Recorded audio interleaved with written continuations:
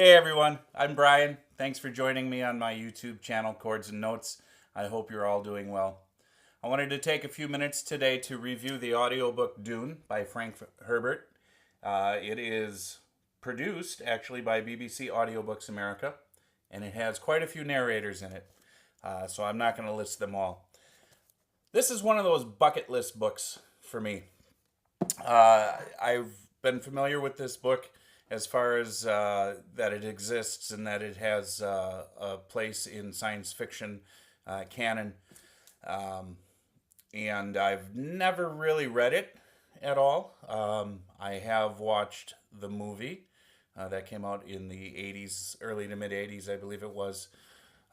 So the storyline itself is familiar to me, but the book itself was something that I had never read, and I thought it was a good candidate to listen to while I was driving over this last week.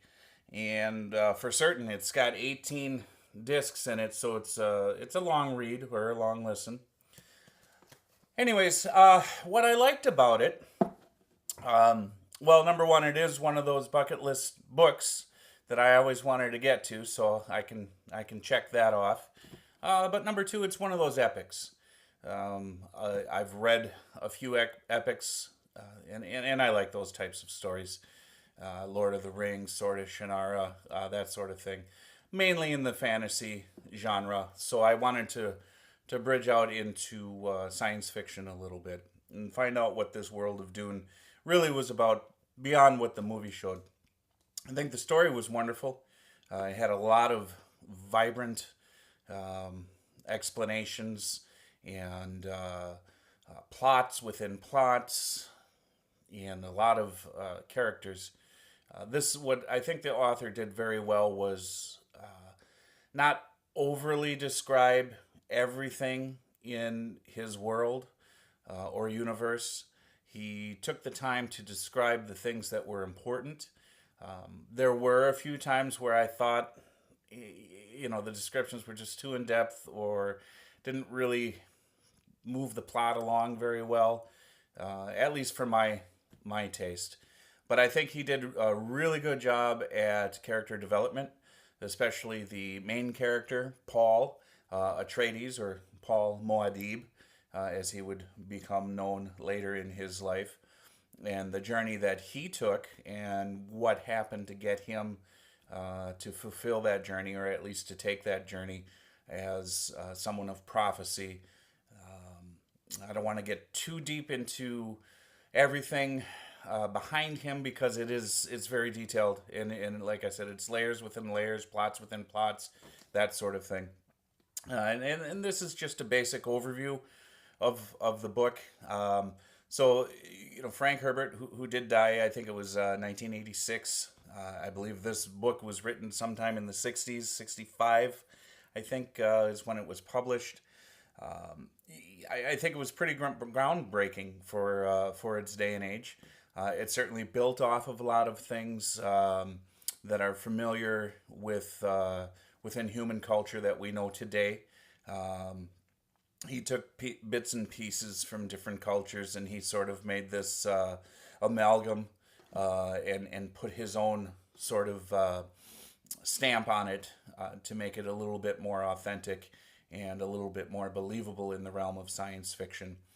A lot of what I was imagining as I was listening to the story did come off of the movie because that was my first experience. So I was basically in that comparison mode of movie versus story, and I hadn't seen the movie in so long. I was trying to follow along and find points of reference that I remembered. So I was really actually engaged in the story. There were moments, as with all epics, for me where it kind of stalled out, and it was like I found myself saying, "Yeah, okay, hurry up, let's go, let's get to the next, plot device." But other than that, I can't say too much negative about the story. The positives, obviously, like I said, he's a good writer. He knows what he's doing. This is science fiction. This is canon in the world of science fiction. It's spawned a continuing series. of books. Long after his death, I know Kevin J. Anderson is a contributing author to the world of Dune. Um, the characters were vibrant. The characters, there was enough character development. Sometimes I think there was a little too many characters to have to try and remember, and who was who and what was their relationship, that sort of thing. But I think the author did a really good job of navigating those waters, and definitely, as characters came and went, he answered as many of those questions about those characters that you would have. Who are they? What are they doing in the story? What happened to them? That sort of thing. An exciting adventure story, definitely spawned from the imagination. The author did a great job of tying everything together. That was the big thing. Not leaving too many loose ends, not many that I can think of at all. I wouldn't say it was a cliffhanger at the end, but it left obviously it left the door open for more books to come, which has happened. Um, Overall, I would say 3 out of 4, because of those moments where I just it lost me with too much of the minutia, too much of the details. Um, but as far as the audiobook is concerned itself, they did a great job. Audiobooks America, they did a great job of picking people to be the voices of characters. I really enjoyed the parts where they had multiple voice actors in there playing the different roles and having those dialogues. There were discs in there where it was just the narrator, and then he would change his voice to sound like one of the characters.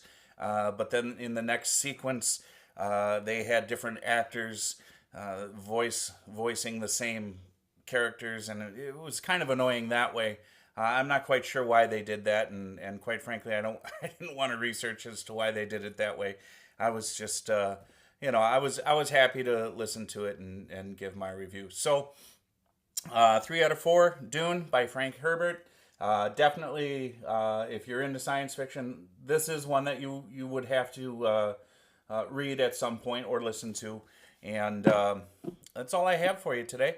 So please feel free to leave comments below. Click the subscribe button. Don't forget that bell icon for notifications for more videos coming. Thanks a lot.